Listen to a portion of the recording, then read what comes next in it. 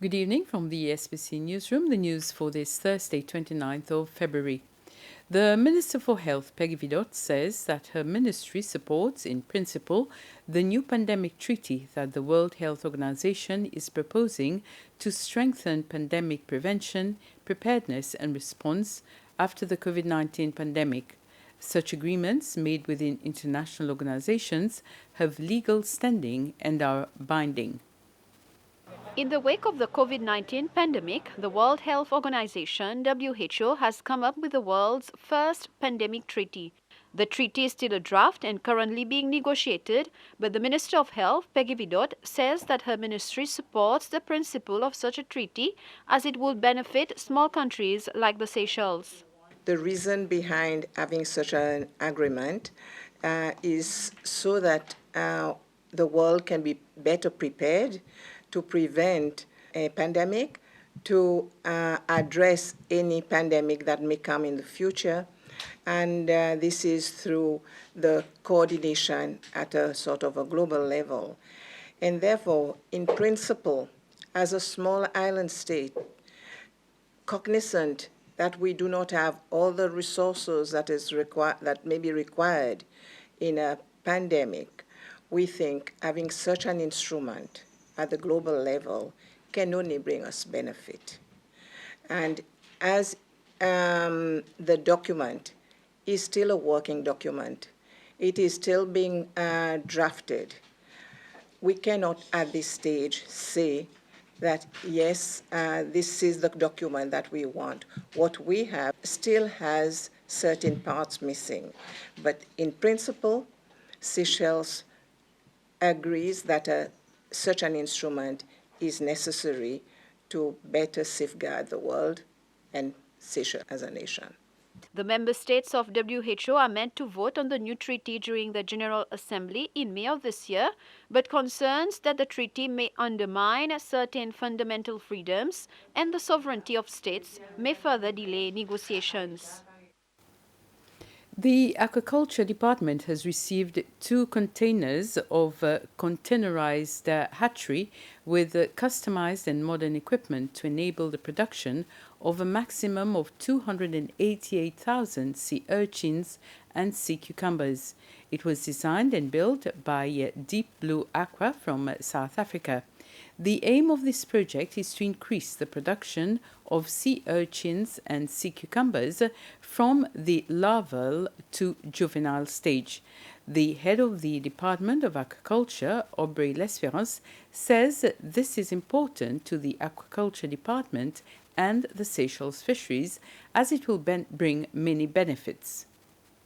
I think there tends to be quite a lot of benefit because this facility will provide us enough individuals, enough species and product to actually help those private sector individuals and also benefit research and training with regards to training institutions and research institutions like the Seychelles Maritime Academy and UNICE, because you do have students conducting various levels of research. I know UNICE has moved from the undergrad to postgrad studies, so this facility is available under our MOU with UNICE for potential students who want to venture into research into aquaculture, because we need as much help as possible to help support the growth of this industry.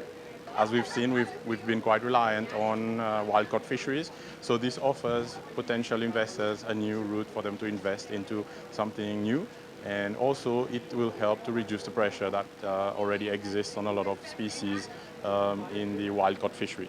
So it will create a new socio-economic sector for Seychelles, especially on the export side, because it will help bring in new foreign exchange revenue and foreign direct investment by investors coming into the Seychelles, because we are seriously looking at trying to create this new industry for the betterment of the country as a whole, not just in the aquaculture sector, because there are other indirect benefits that you will have in other industries like manufacturing, import, export, logistics. So we are looking at, there's going to be a lot of companies, so maybe new companies paying taxes, income taxes, business taxes. So there are other benefits that will come from creating this new industry.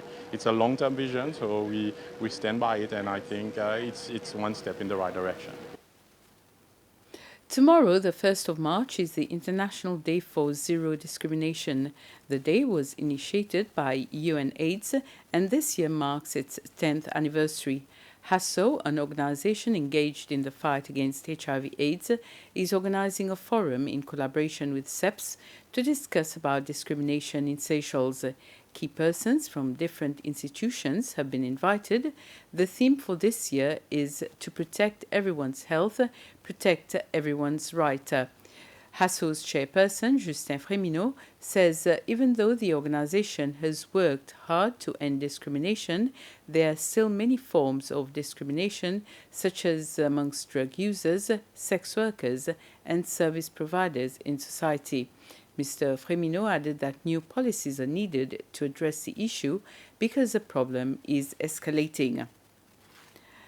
The prison services and the Benoîton construction have signed an agreement on the construction of a new prison for female convicts and those in custody. The signing was between the Commissioner for Prison Services, Raymond Saint-Ange, and the Chief Executive Officer for Benoîton Construction, Aldéric Benoîton. Present were also representatives from both parties. Work on the new facility will start in mid-March and be completed early October at a cost of 10.6 million rupees. It will be situated near the playground at the Montagne-Posay prison. Mr. Saint-Ange also said there was progress for the construction of 2 high-security prisons at Bon Espoir and on Marie-Louise. It's a modern facility and it'll improve the conditions of our female inmates and give them a bit more space as well. And we then will be converting the older female unit to another unit, and we'll be starting moving other inmates in there, but it will not be for females anymore. As far as Bon Espoir prison we'll be doing a groundbreaking on the 15th of March, and this will be a high security prison in 2 phases. First phase should be October, November.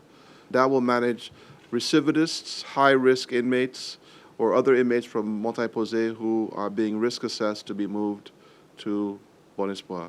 Marie-Louise, I'm happy we just had a discussion, an initial meeting with IDC and UNODC.